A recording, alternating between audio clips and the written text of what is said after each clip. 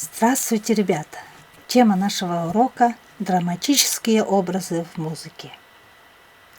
В музыке, как и в других видах искусства, образы бывают не только лирическими, но порой остро-драматическими, выражающими столкновения, противоречия, конфликты. Нередко они связаны с жанрами, которые основаны на романтических литературных произведениях. Таковы опера, балет и другие сценические жанры. Однако значительно чаще понятие «драматический» связывается в музыке с особенностями ее характера, музыкальной трактовкой героев, образов и так далее. Образец драматического произведения – вокальная баллада Франца Шуберта «Лесной царь», написанная на стихотворение великого немецкого поэта Иоганна Вольфганга Гёте. Она представляет собой целую сцену с участием различных действующих лиц, разворачивающейся на остро-драматическом фоне. О чем же в ней говорится? Заметим сразу, что баллада исполняется, как правило, на языке оригинала, немецком, поэтому ее смысл и содержание нуждаются в переводе. Такой перевод существует. Лучший перевод гётевской баллады на русский язык, несмотря на то, что сделан он почти 2 столетия назад, в XIX веке. Его автор Василий Жуковский, современник Пушкина, своеобразный, очень тонкий, глубоко лирический поэт, дал такую трактовку страшного видения Гёте. Кто скачет, кто мчится под хладной мглой, ездок запоздалый, с ним сын молодой. К отцу весь издрогнув, малютка приник, обняв его, держит и греет старик. Дитя, что ко мне ты так робко прильнул? Родимый, лесной царь в глаза мне сверкнул. Он в темной короне с густой бородой. О нет, то белеет туман над водой. Дитя, оглянися, младенец ко мне, веселого много в моей стороне. Цветы бирюзовые, жемчужные струи, из золота слиты чертоги мои. Родимый, лесной царь со мной говорит, он золото, перлы и радость сулит. О нет, мой младенец, ослышался ты, то ветер, проснувшись, колыхнул листы. Ко мне, мой младенец, в дуброве моей узнаешь прекрасных моих дочерей. При месяце будут играть и летать, играя, летая, тебя усыплять. Родимый, лесной царь созвал дочерей, мне, вижу, кивают из темных ветвей. О нет, все спокойно в ночной глубине, то ветлы седые стоят в стороне. Дитя, я пленился твоей красотой, не волей или волей, а будешь ты мой. Родимый, лесной царь нас хочет догнать, уж вот он, мне душно, мне тяжко дышать.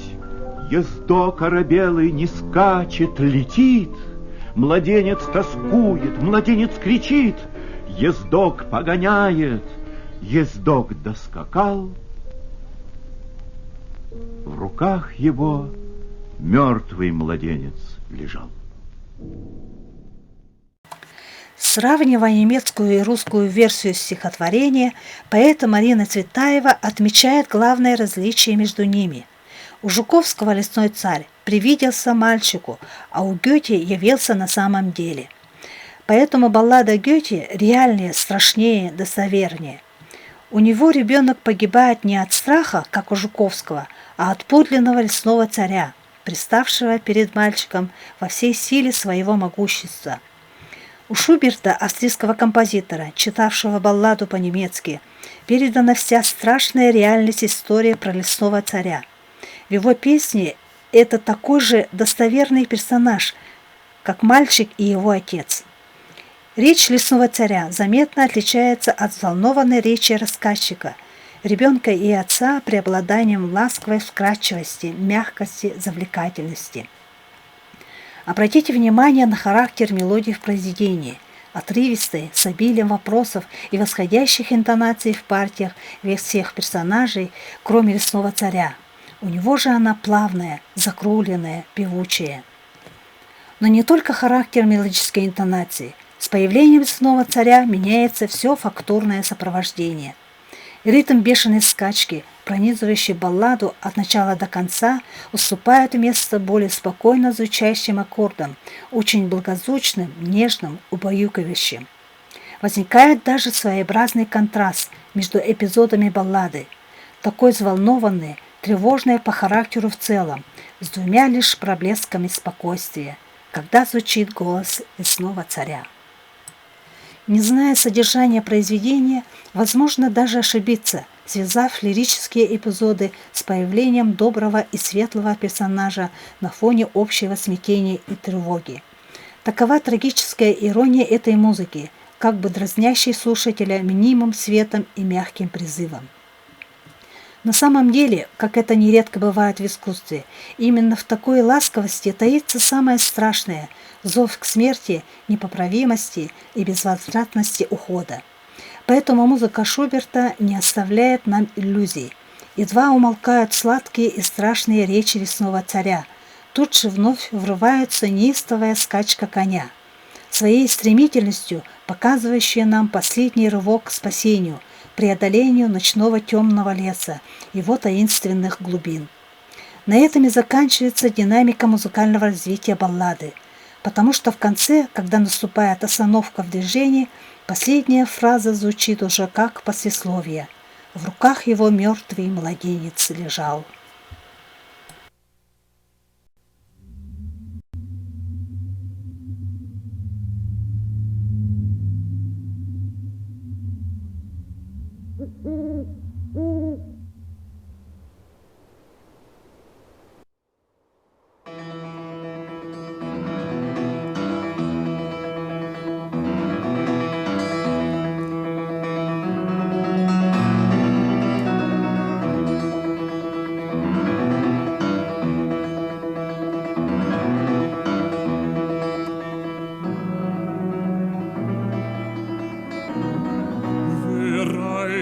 So spät durch Nacht und Wind.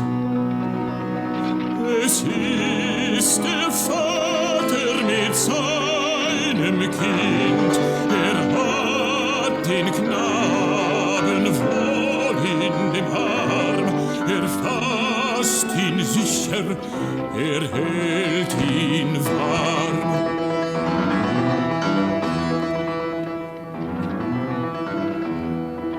Mein Sohn, was birgst du so bang dein Gesicht? Siehst, Vater, du den Erlkönig nicht, den Erlenkönig mit Kron und Schweif. Mein Sohn, es ist ein Nebelstreif.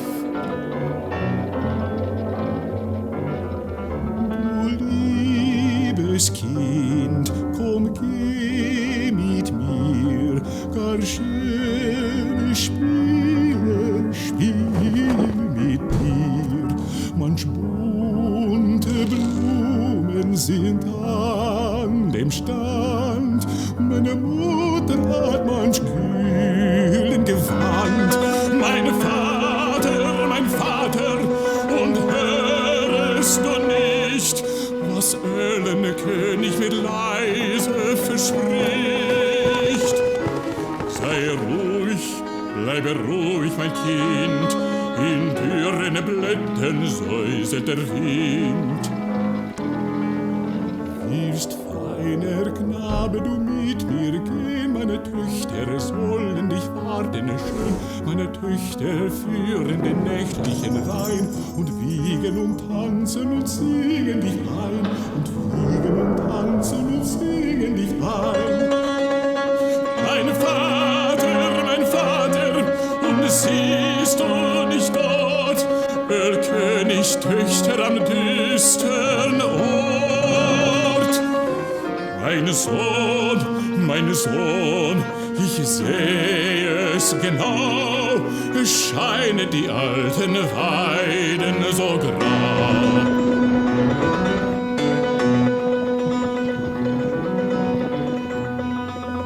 Ich liebe mich reizt seine schöne Gestalt. Und bist du nicht willig, so brauch ich Gewalt. Mein Vater, jetzt fasst mich an. Der König hat mir ein Leid getan. Dem Vater graust jetzt, reitet geschwind, hält in Armen das ächzende Kind. Erreicht den Hof mit Mühe und Not.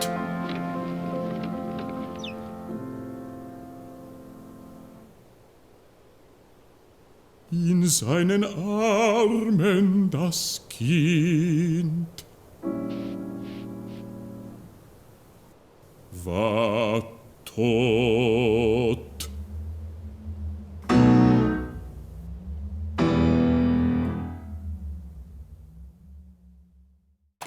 Так, в музыкальной трактовке баллады нам являются не только образы ее персонажей, но и образы, прямо повлияющие на построение всего музыкального развития. Это жизнь, ее порывы, ее стремление к освобождению, и смерть пугающая и влекающая, страшная и убаюкивающая. Отсюда и двухплановость музыкального движения, реально изобразительного в эпизодах, связанных со скачкой коня, смятением отца, задыхающимся голосом ребенка и отстраненно ласкового, спокойных, почти колыбельных по характеру речах лесного царя. Воплощение драматических образов требует от композитора максимальной концентрации выразительных средств, что приводит к созданию внутренне динамического произведения или его фрагмента, основанного на развитии драматического характера. Поэтому драматические образы так часто воплощаются в формах вокальной музыки, в инструментальных жанрах, а также в отдельных фрагментах циклических произведений, сонат, концертов, симфоний. На этом я заканчиваю урок. До свидания, до следующих встреч.